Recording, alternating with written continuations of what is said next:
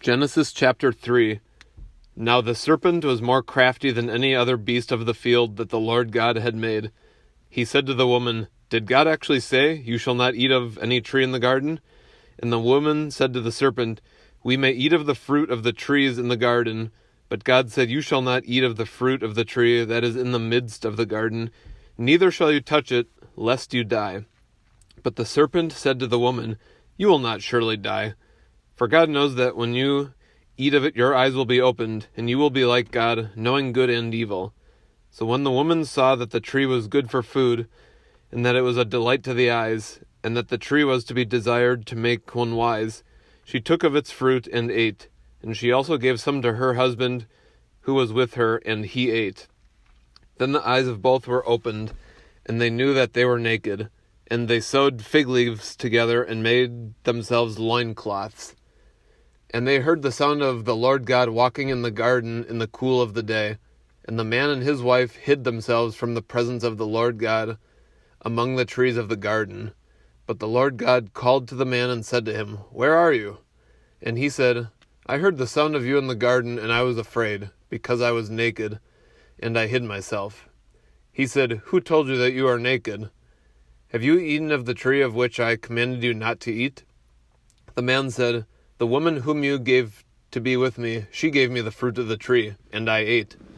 Then the Lord God said to the woman, "What is this that you have done?" The woman said, "The serpent deceived me, and I ate." The Lord God said to the serpent, "Because you have done this, cursed are you above all livestock, and above all beasts of the field. On your belly you shall go, and dust you shall eat all the days of your life. I will put enmity between you and the woman, and between your offspring and her offspring. He shall bruise your head, and you shall bruise his heel."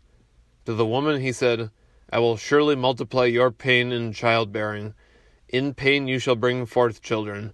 Your desire shall be contrary to your husband, but he shall rule over you."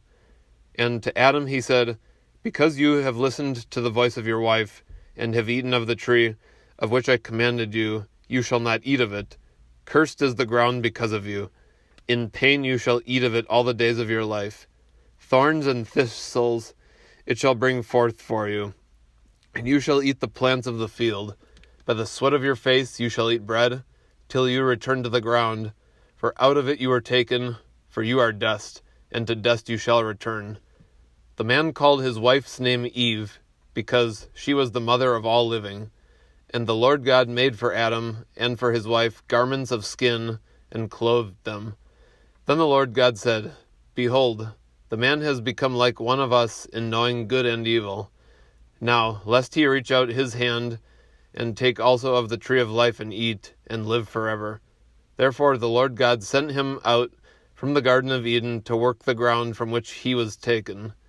He drove out the man, and at the east of the Garden of Eden he placed the cherubim and a flaming sword that turned every way to guard the way to the tree of life. Genesis chapter 3.